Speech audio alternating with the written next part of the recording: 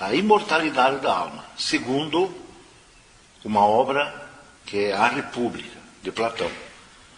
Essa obra, na verdade, é um monólogo em que Platão escreve de Sócrates, porque Sócrates não deixou escrito nada, absolutamente nada.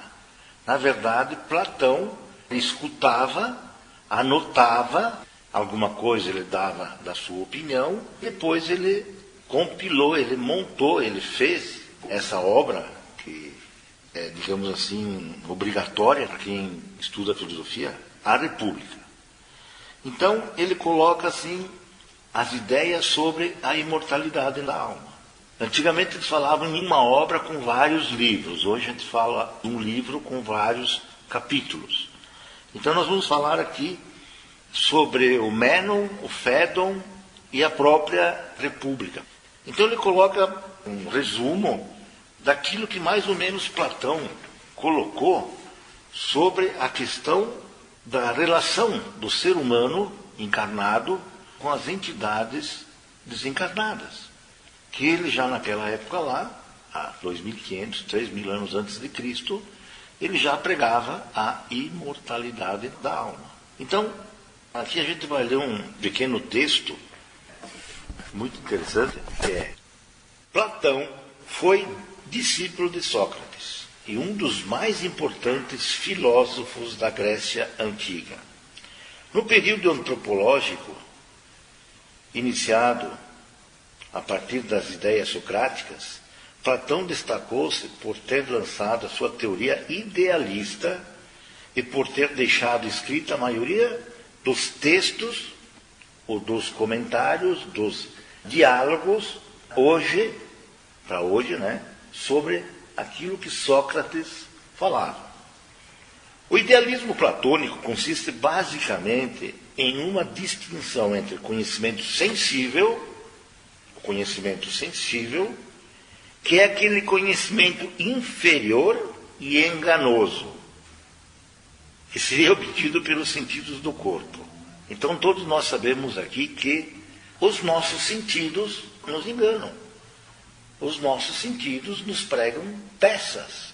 E ele já naquela época dizia que era enganoso e que pregava peças realmente. E ele falava também do conhecimento inteligível, esse sim, superior e ideal, que acessaria a verdade sobre as coisas. A verdade sobre as coisas.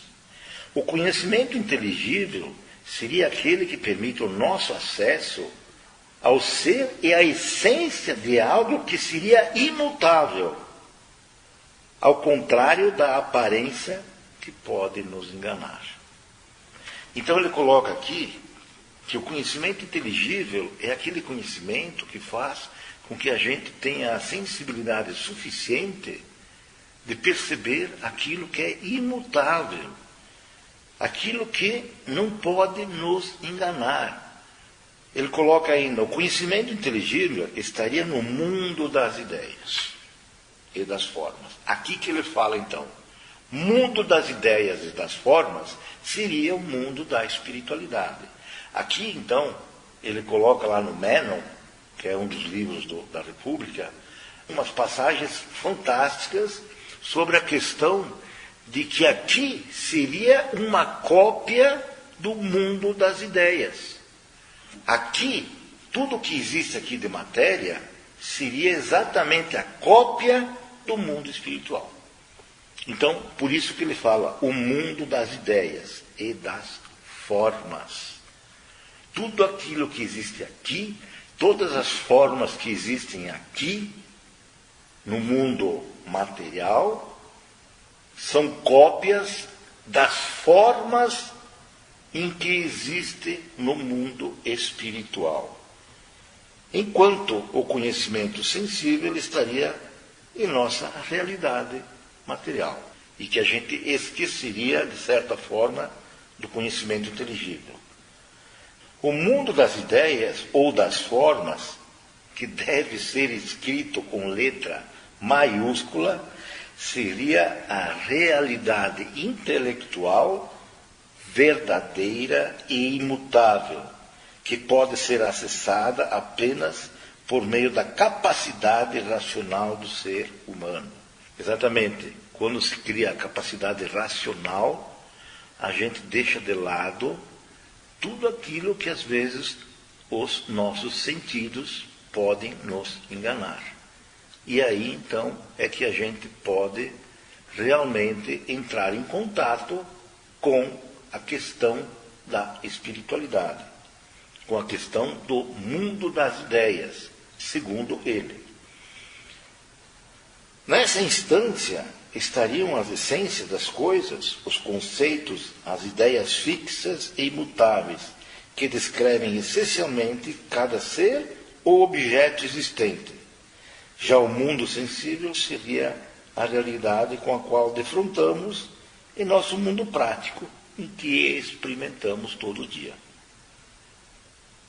Então, aqui ele coloca duas distinções bem claras.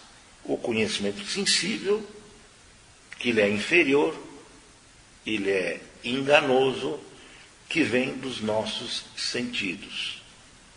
Às vezes de nossas emoções descontroladas, de nosso tato, o nosso olhar pode enxergar uma coisa e não ser aquilo que estamos enxergando.